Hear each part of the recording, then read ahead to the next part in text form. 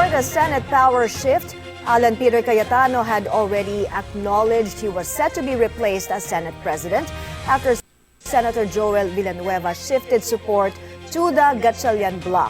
Kumuha tayo ng detalye mula kay Isaiah Mirafuentes live mula sa Senado. Isaiah, anong latest?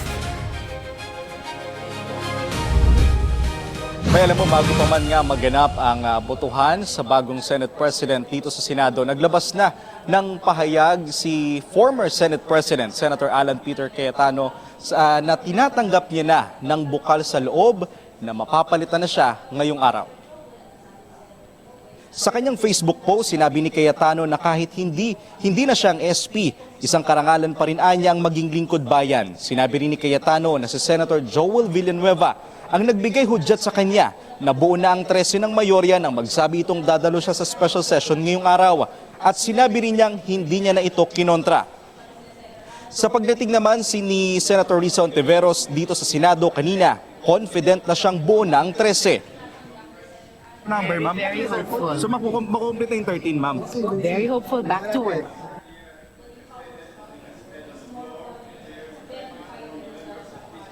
Hindi pa man nagsisimula ang sesyon, agad nang binasag ni Senator Mig Zubiri ang mga bulong-bulungan.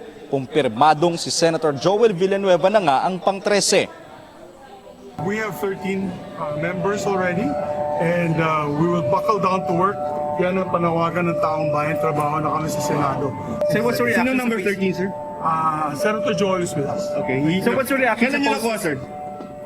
Secret. Samantala, ayon kay Senator Cayetano, hindi man siya ang kasalukuyang Senate President, tuloy pa rin daw ang kanyang paglaban sa pag-iimbestiga kaugnay sa flood control scam. May nagpapatuloy nga dito sa ngayon sa Senado ang sesyon para naman sa Committee on Appointments at merong 4 na senador mula sa Cayetano Bloc na kasalukuyang minority ang nasa loob ngayon ng session hall.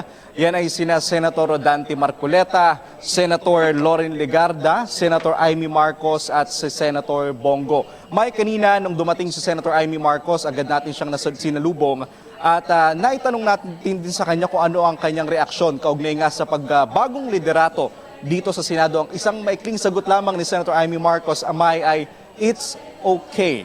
Samantala, si Senator Loren Legarda rin ay nakausap na rin natin kanina.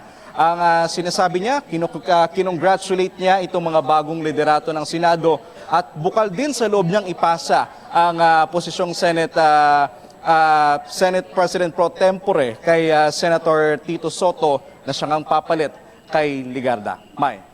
Isaiah, ano ang reaksyon ni Senator Cayetano sa kanyang mga kasama sa Senado, particularly Senator Joel Villanueva?